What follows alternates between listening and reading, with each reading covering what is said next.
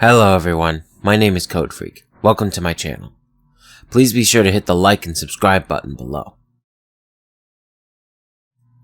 In this video, I'm going to share some tips and tricks I use when composing in Cakewalk. If you haven't already, I recommend you check out my other video tutorials on drawing music in Cakewalk so you are familiar with the basics.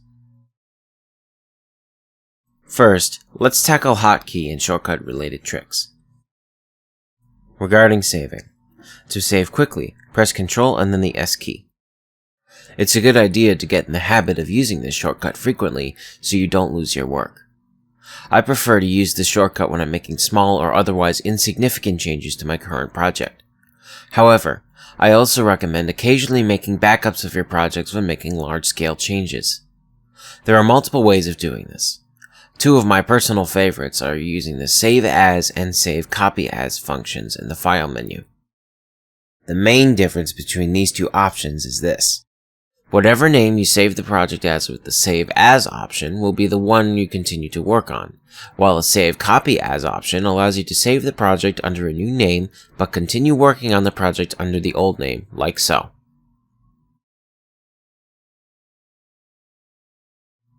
As far as other hotkeys go, by default, D shows and hides the virtual mixing console, B shows and hides the browser windows, which are on the right-hand side, C shows and hides the control panel at the top, I shows and hides the Pro channel and the track views on the left, A shows and hides the arranger track, and V shows and hides the video track. If you want the complete hotkey list, you can find the official keyboard shortcut list in the link in the description of this video. A note about snap. Pressing the N key toggles snap on and off.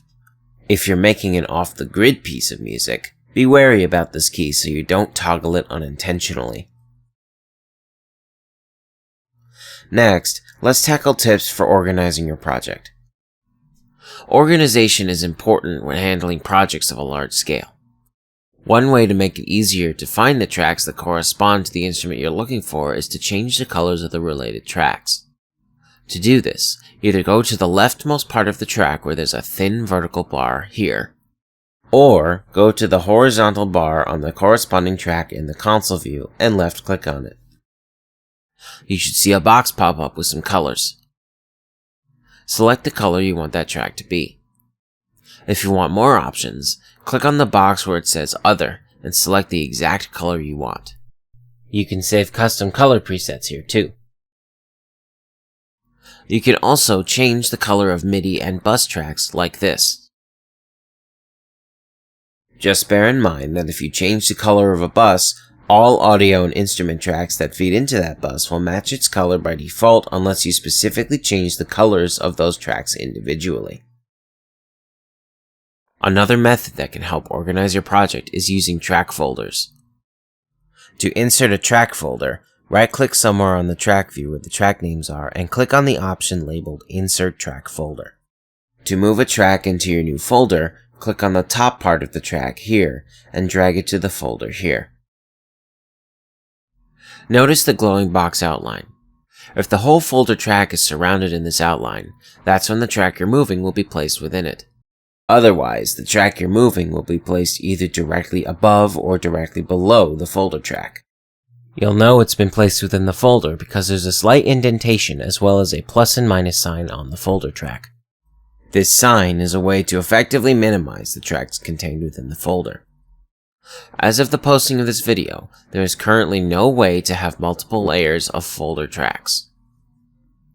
You can also change the colors of the track folder.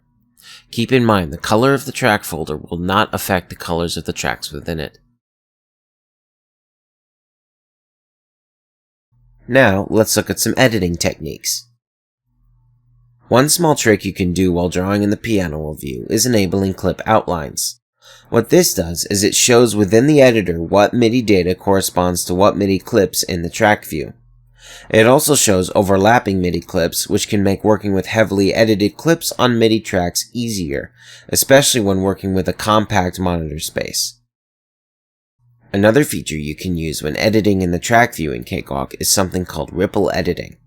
In a nutshell, this means that if you hit the delete key on a clip or or a selected space in the track view in your project, the timing of all other clips in the project will automatically compensate for the added empty space, like so. When it comes to virtual instruments, one particularly useful thing you can do is track freezing.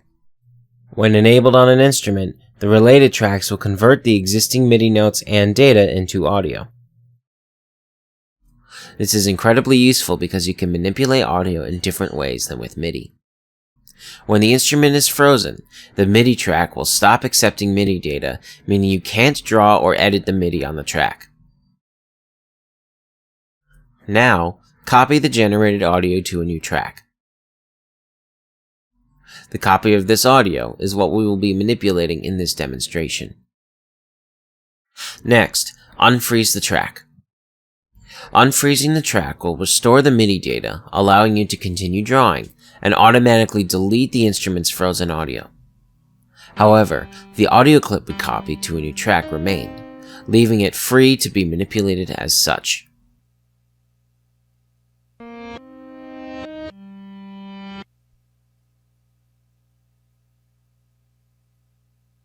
Thank you for watching this video. Please like, comment, and subscribe.